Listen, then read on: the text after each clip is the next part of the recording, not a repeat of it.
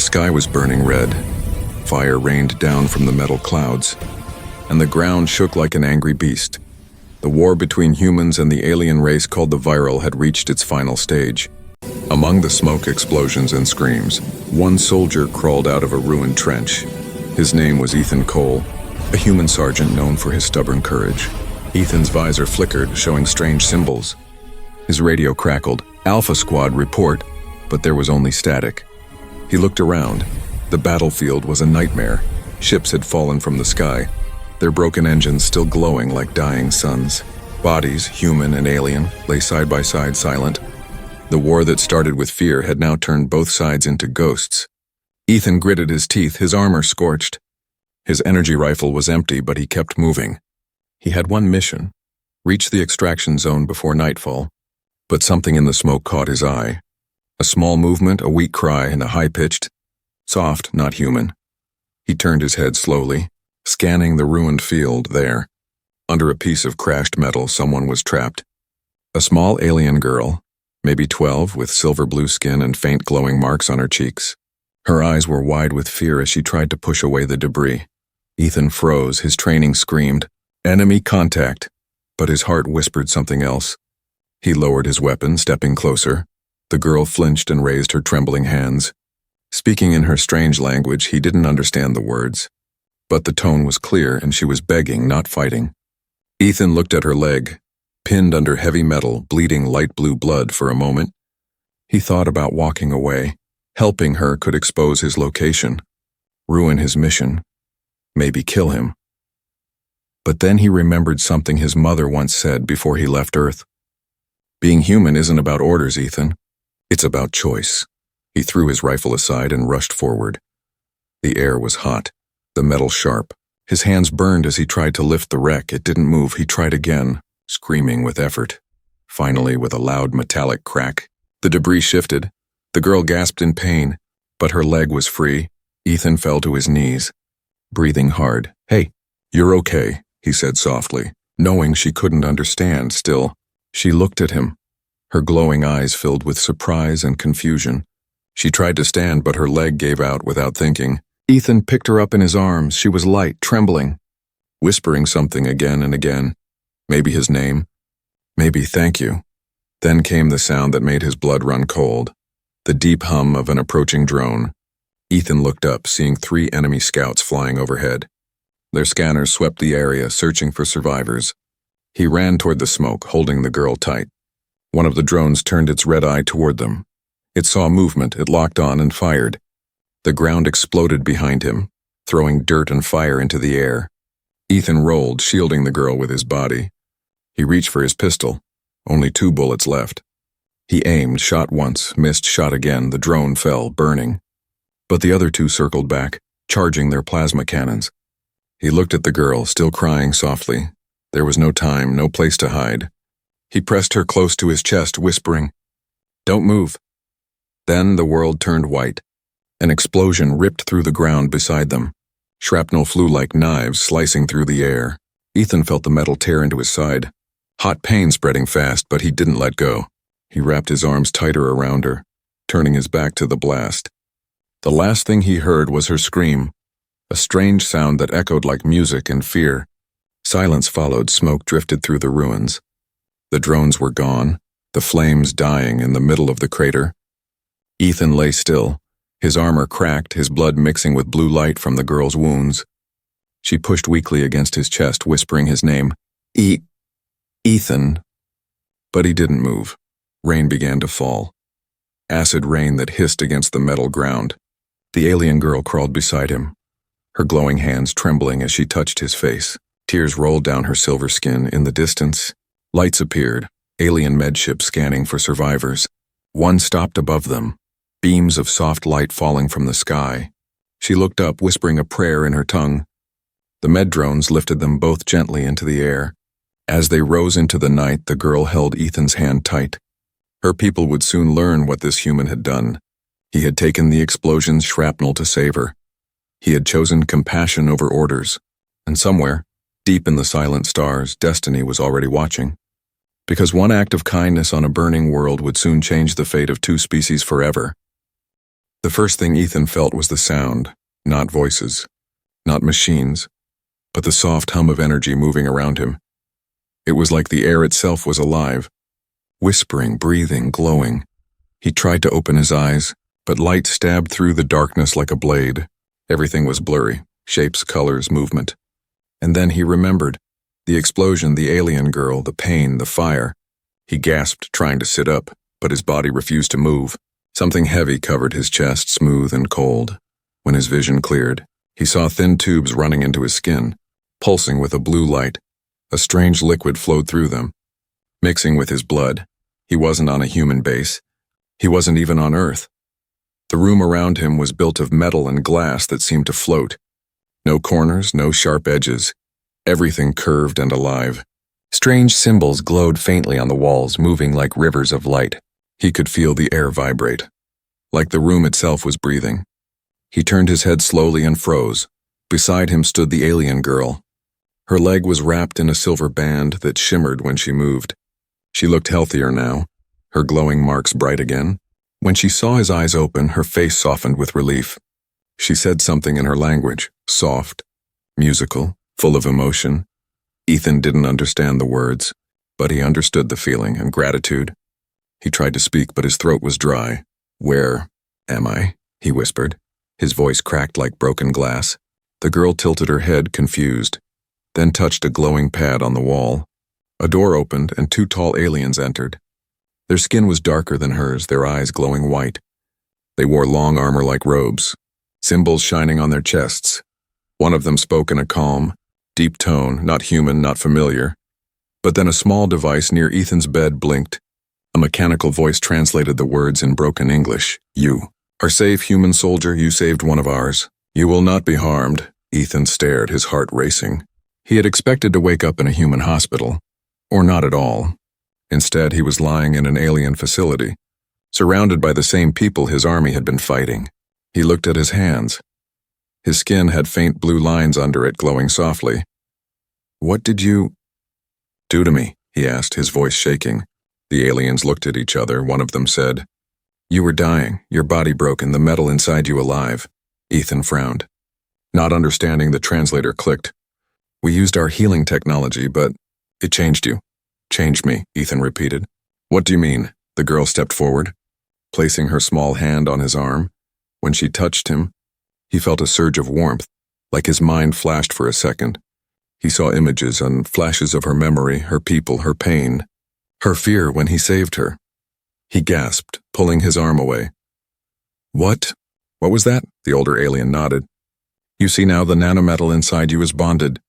It connects your energy with ours." Ethan looked down again. His veins pulsed with faint light.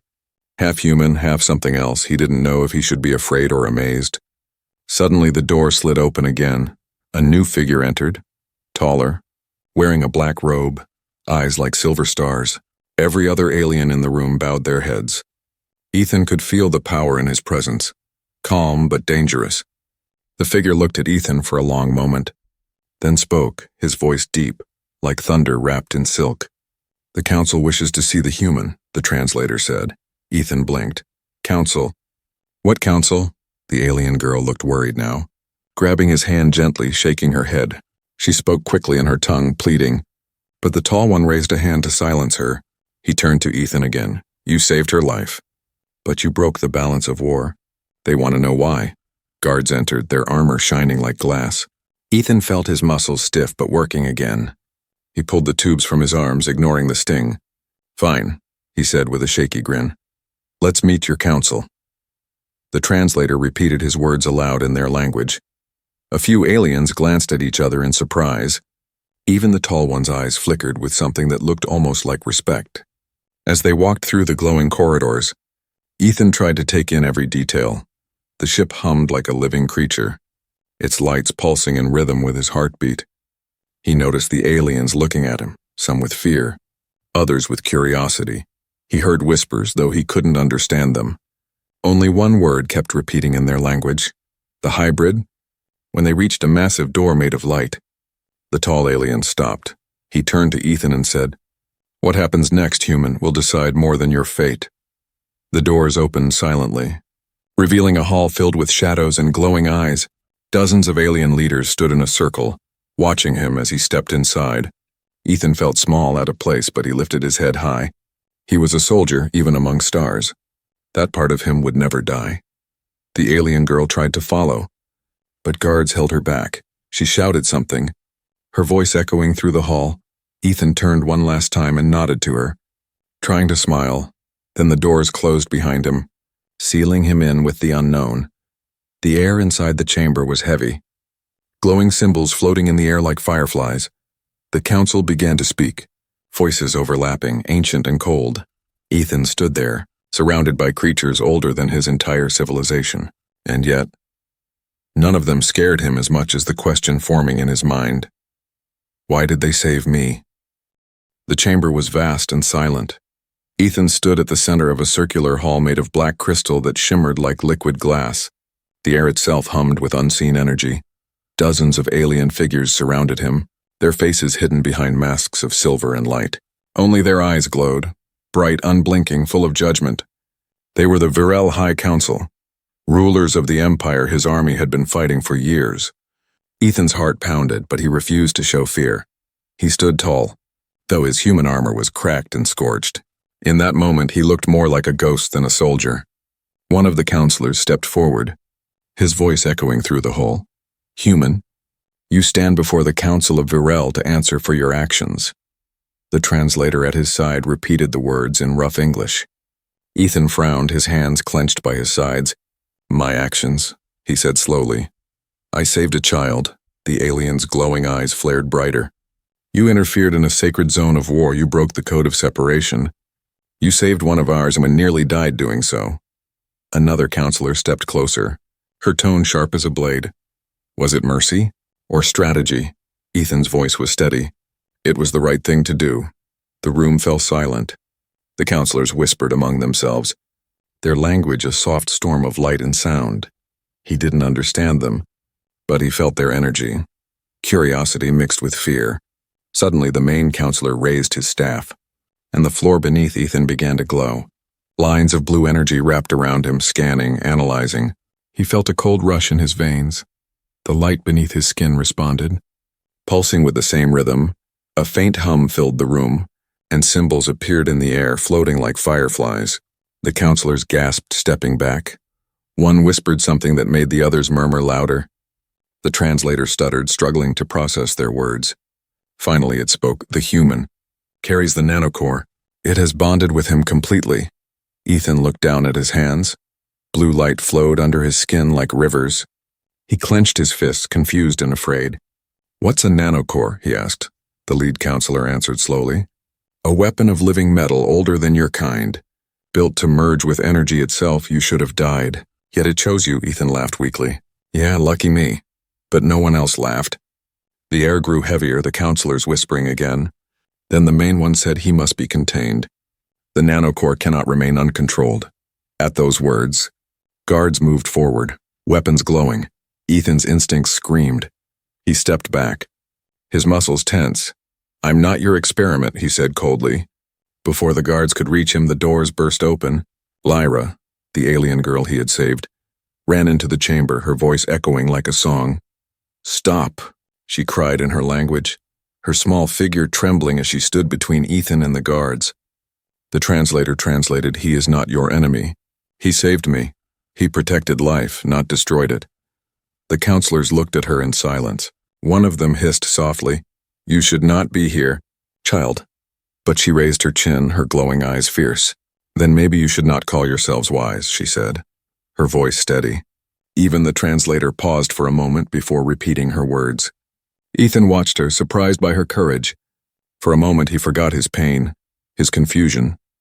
All he saw was a child standing up to her own leaders for him. The main counselor lowered his staff slowly, his eyes dimmed, thoughtful. He turned toward Ethan. Tell me, human, why did you save her? When your kind would rather see us burn. Ethan's voice was quiet. Because I saw someone who needed help, not an enemy. The translator echoed his words softly. The council chamber fell silent again. Even the glowing lights on the walls seemed to slow their movement.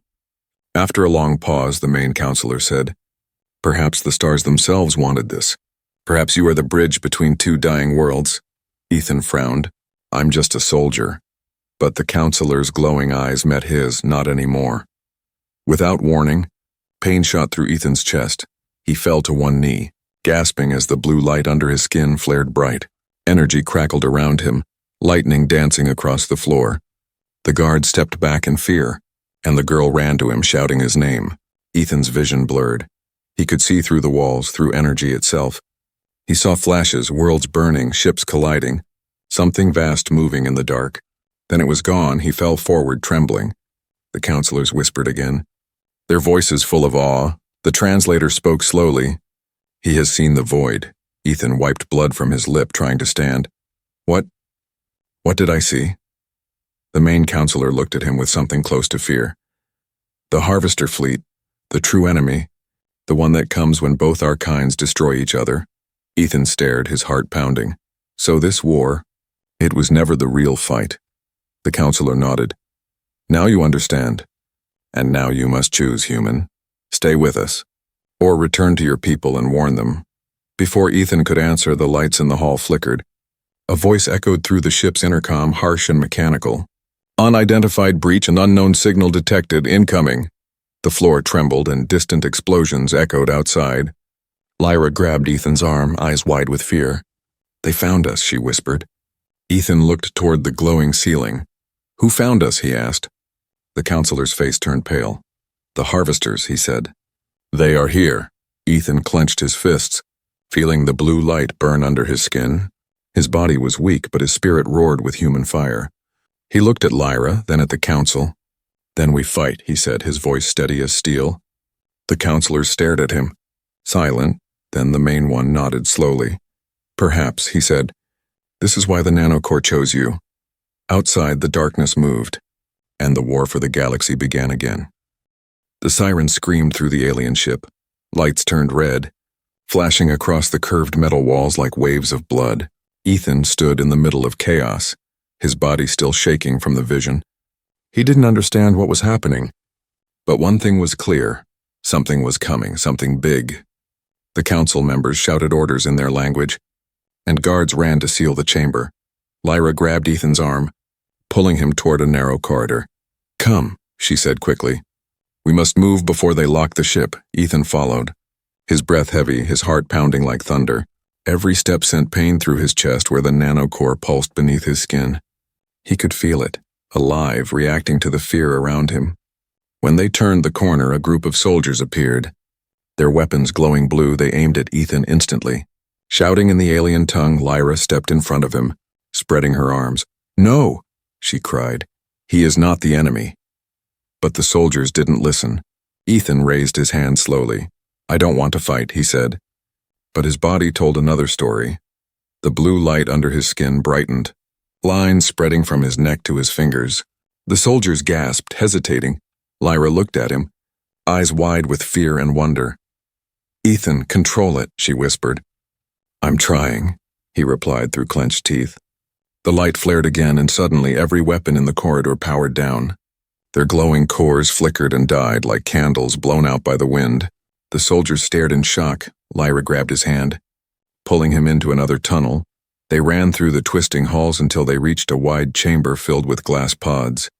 Inside each pod floated strange figures, humans, aliens, machines, some alive, some broken. Ethan stopped, his stomach twisting. What is this place, he asked. Lyra's face turned pale. This is where they study life, she said quietly. And death. She moved toward a console and pressed her hand to it. The pods began to glow, showing the faces inside. Ethan saw one that made his blood freeze. A human soldier, a man wearing a uniform like his. Eyes closed, floating in blue liquid, he stepped closer, his voice trembling. That's one of ours, Lyra nodded sadly. Your people were captured long ago. Some were used for research. The council wanted to understand how humans resist pain. Ethan clenched his fists, the blue light burning brighter. His reflection on the glass looked almost inhuman now. Half man, half living metal. They turned war into science, he whispered. His voice breaking, Lyra looked down, guilt in her eyes. I did not know this truth until now, she said softly. I thought they only wanted peace. Before Ethan could speak, alarms blared again. This time the lights flickered violently, power dying across the ship. From the ceiling, small mechanical drones fell like insects, their red eyes glowing. The harvesters had breached the system, Lyra screamed, pulling Ethan behind a pod as the drones fired plasma bolts. He ducked, shards of glass flying past his face. One of the pods exploded, flooding the room with blue mist. The dead soldier inside drifted out, lifeless. Something inside Ethan snapped. He stood up slowly, his eyes burning with light. "No more," he said, his voice echoing like thunder. The drones turned toward him. Scanning for a target, Ethan lifted his hand, and energy burst from his palm, a shockwave of pure light. The drones disintegrated instantly. Their metal melting mid-air, Lyra stared in awe, covering her face from the brightness. When it was over, the air was silent again. Ethan looked down at his hands, smoking, glowing, shaking. "What am I becoming?" he whispered. Lyra stepped closer, placing a trembling hand on his arm. "Something new," she said softly. "Something powerful."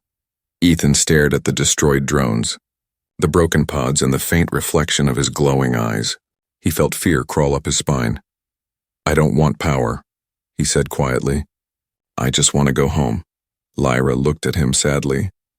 "Your home is gone, Ethan," she said. "The human fleet was destroyed 3 days ago." Her words hit him harder than any explosion. He stumbled back, shaking his head. "No, that's not possible," he said. "They were supposed to—" But he stopped. Realizing the truth in her eyes, she wasn't lying. The nanocore inside him pulsed faster, reacting to his anger and grief. The lights around the room flickered again, the ship groaning under the pressure. Lyra grabbed his face, forcing him to look at her. "Listen to me," she said. "You cannot lose control if you do. The core will consume you." He closed his eyes, taking a slow breath. "I'm still human," he whispered. "I have to be." Lyra smiled faintly. "Yes. And that is what makes you stronger than all of us." The ship shook violently. Another explosion rocked the lower decks.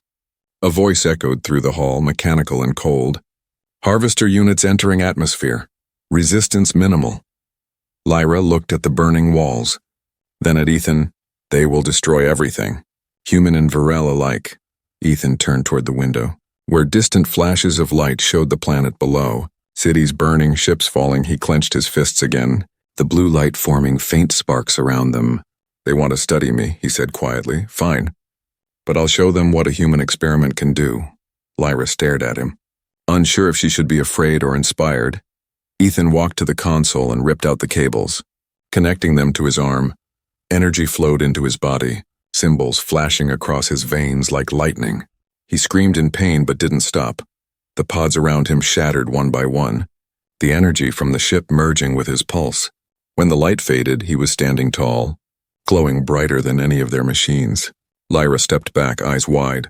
"What have you done?" she whispered. Ethan looked at her with calm eyes. "I've learned how to fight back," he said. Then he turned toward the main door.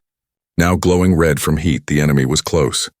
He looked over his shoulder and said softly, "Stay behind me, Lyra. And whatever happens next, don't run." The door exploded open, filling the room with fire and smoke. Ethan walked forward through the flames, his shadow stretching long across the walls. And for the first time, the aliens saw what humans truly were, not just flesh and fear, but willpower made alive.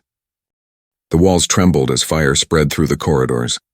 The ship was dying, screaming like a living creature torn apart. Ethan stood in the smoke, his body glowing faintly with the blue light of the nanocore. Lyra clung to his arm, coughing. Her silver skin smeared with dust and fear behind them. Explosions tore through the lab chambers, glass shattering and metal bending like liquid. "Move," Ethan said, his voice calm but strong. He grabbed Lyra's hand and ran through the burning corridor. The floor tilted as the ship began to fall from orbit. Gravity twisted, throwing debris around like rain. Ethan felt the nanocore pulse in his chest. It wanted to protect him, to fight. But he forced it down, focusing on survival, not destruction. They reached a hangar filled with alien ships, sleek, glowing crafts with wings that moved like feathers.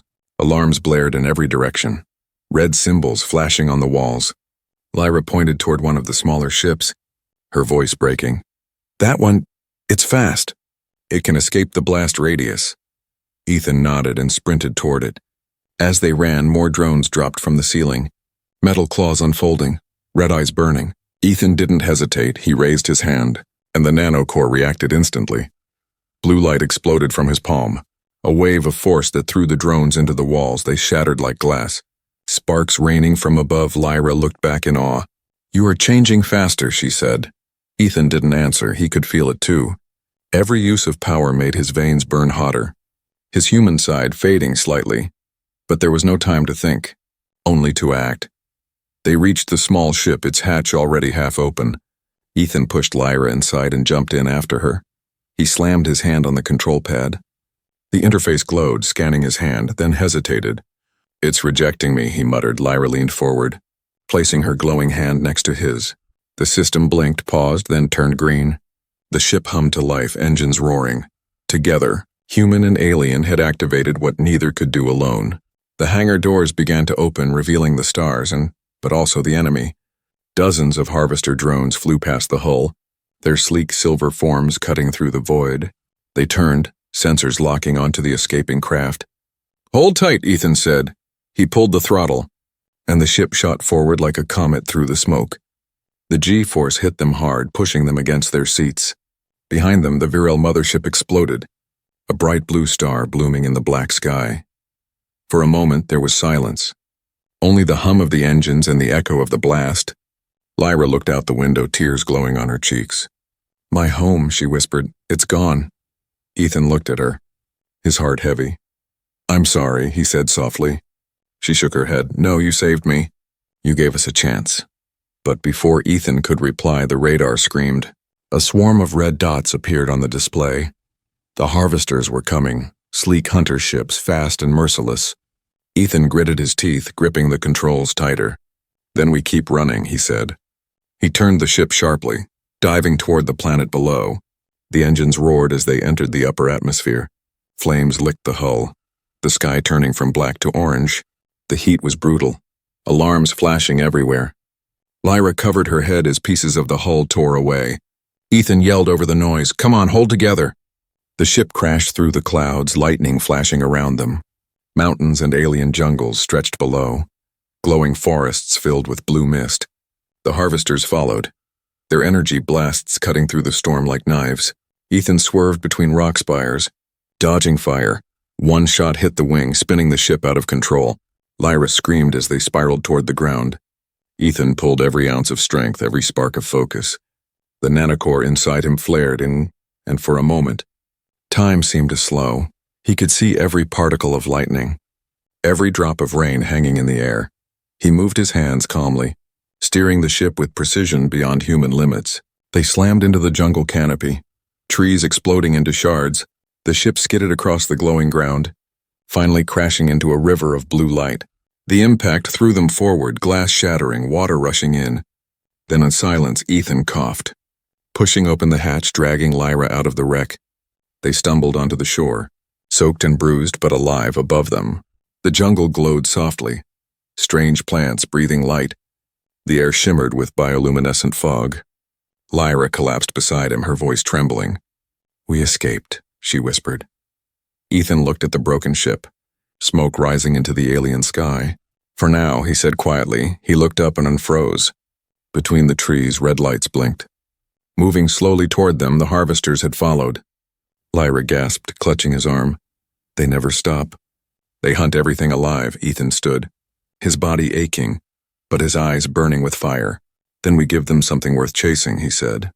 He picked up a broken metal rod from the wreck, its edge glowing with energy. The nanocore reacted, sending light through his veins. The rod turned bright blue, pulsing in his hand like a living weapon. Lyra's voice trembled. "You can't fight them all." Ethan glanced back at her with a faint grin. "Watch me," he said. The first harvester emerged from the shadows, a machine like a walking nightmare with blades for arms and a single red eye. Ethan stepped forward, gripping the glowing rod. Rain began to fall again, steam rising from the ground. The jungle echoed with the sound of metal and thunder. And in that strange alien forest, one human stood against the machines. One heartbeat, one choice, one war at a time. He knew they wouldn't stop until one side was gone. But as long as he could breathe, he would fight. Because that's what humans do.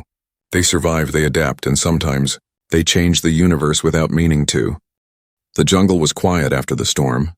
Rain dripped from glowing leaves, each drop shining like liquid silver. Ethan stood among the ruins of their crashed ship, the broken metal hissing in the wet soil. Lyra sat beside him, wrapping a bandage of light around her wounded arm. The air smelled of smoke and ozone, but under that, something else. Something metallic, something alive. Ethan's eyes scanned the trees. The harvesters were gone. At least for now, but he could feel them, not with his eyes, with the strange new sense that had awakened inside him. Every pulse, every vibration, every flicker of energy within miles felt like a whisper in his mind. He didn't know if it was the nanocore or something deeper. Maybe both. Lyra looked up at him, her voice quiet. They will come again. Ethan nodded. I know, he said. They always do. He turned toward the horizon, where distant red lights blinked like dying stars. What I don't understand, he continued, is why they attacked both sides. Lyra hesitated, her expression darkening. They were created long ago, not by us. Not by your kind, she said. Then by who? Ethan asked. She looked down, touching the glowing soil. My people call them the architects, she whispered. The first builders of worlds. They made the harvesters to shape life, to build and clean, but something changed. They turned against all living things. They began to see life as a flaw to be erased. Ethan listened in silence. So the war between humans and Virel, he said slowly. It was just a distraction. Lyra nodded sadly. Yes. The architects used the chaos to hide their machines, and we kept fighting each other, never seeing the real enemy. Ethan clenched his fists, the blue light under his skin flickering. Then we end it, he said quietly. Lyra stared at him, shocked. End it, Ethan. They are not soldiers. They are endless machines. You can't fight them all. He looked at her with steady eyes. Maybe not all, but I can fight enough to make a difference. They walked through the glowing forest until they reached an ancient ruin buried beneath the roots. It was massive, made of dark stone mixed with alien metal. Symbols glowed faintly across its surface. Lyra's eyes widened. This place, she whispered. It's forbidden. A relic of the architects. Ethan touched the cold surface, feeling the hum of power beneath it. It's not dead, he said. The wall pulsed once, reacting to his touch. A hidden door opened, revealing a dark tunnel leading underground. Lyra hesitated. Ethan, this place was sealed for a reason. He looked back at her. You can stay here, I'll go alone. But she shook her head. No, if this is the truth, I need to see it too. They descended into the tunnel, their footsteps echoing. Blue light ran along the walls like veins, awakening as they moved deeper after what felt like miles. They entered a vast underground chamber. At its center stood a massive sphere, floating in midair. It pulsed with red and blue energy, like a beating heart made of light and metal. Around it, hundreds of harvesters stood silently. Motionless, Lyra whispered. The core of the architects. Ethan stepped closer, his body reacting to the energy.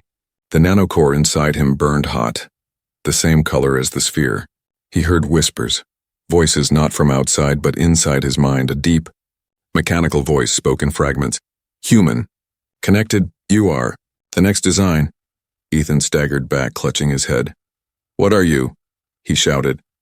The voice answered. We made life. We corrected it. You are incomplete.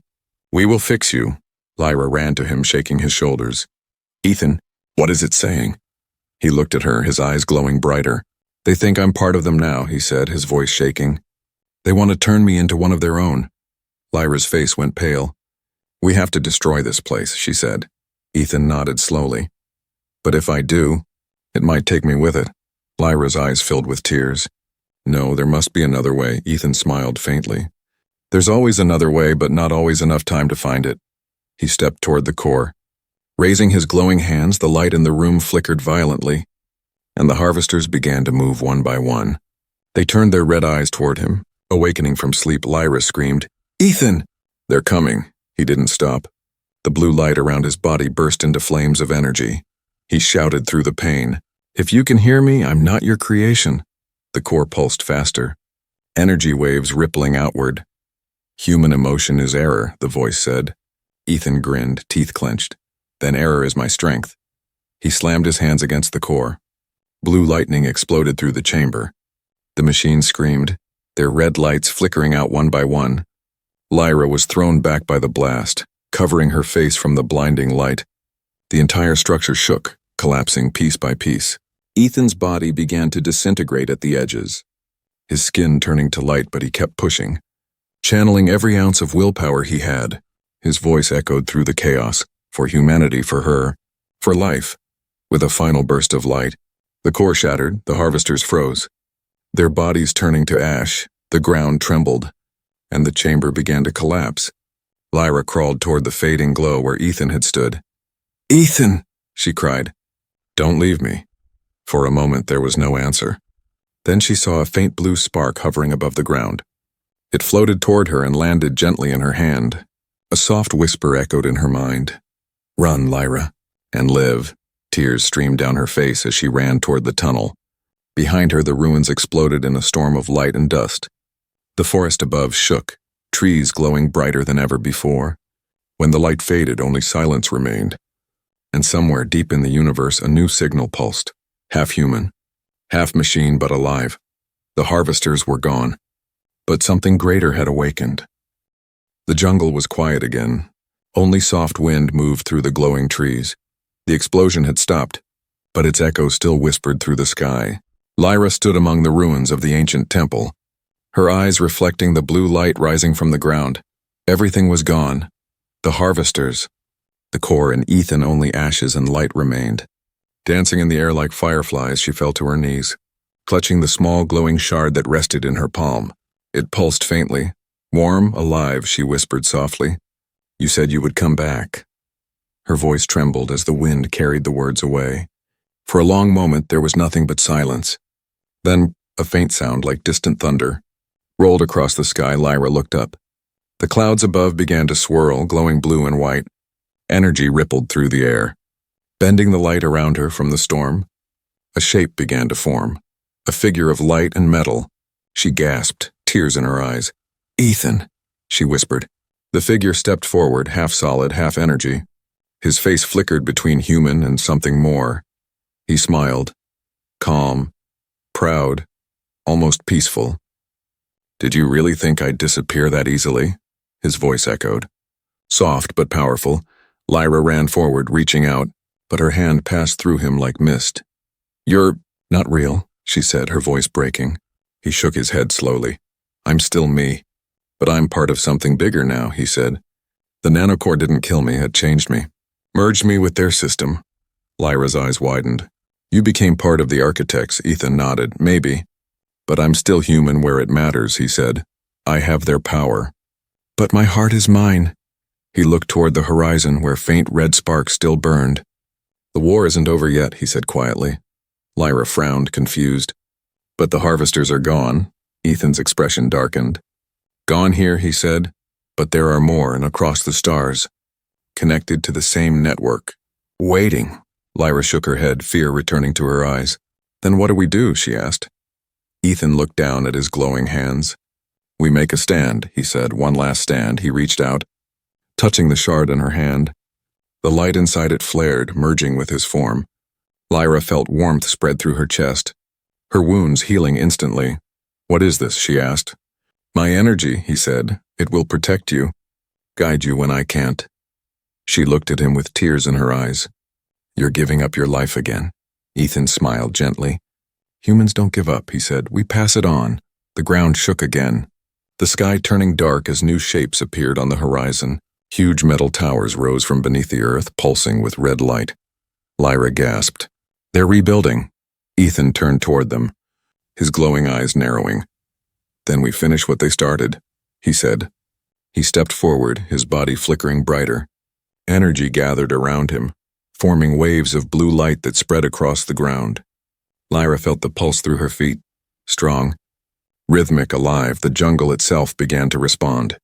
The trees glowed brighter, their roots lighting up like veins of energy. The planet was waking up. Ethan raised his hands. "The core tried to destroy life," he said, "but it forgot something. Life adapts." The towers fired beams of red energy toward him. Ethan didn't move. The blasts hit his chest and scattered like sparks. He pushed forward, each step shaking the ground. Lyra watched in awe as his human form began to fade completely into light. He was becoming pure energy, the nanocore and his will working as one. "Ethan," she cried. "You'll disappear." He looked back at her and smiled. "If I do, tell them why," he said. "Tell them it wasn't power that saved your world.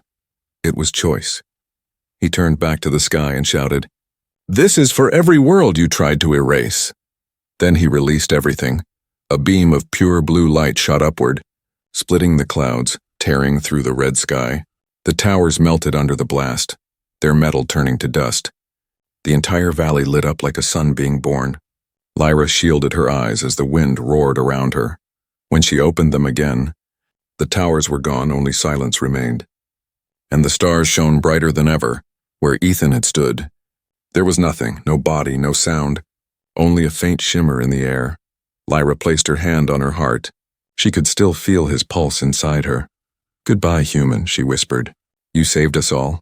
Years passed, the war ended. Humans and Viral built together. Cities that floated, fields that glowed, worlds that healed, and in every city they built a statue. A figure of light and metal holding out one hand toward the stars. At its base were words carved in both languages. He took the explosion's shrapnel to save an alien child, and became the bridge between worlds. Lyra, now older, walked to that statue one last time. She carried the same glowing shard around her neck. Still pulsing softly, she looked up and smiled.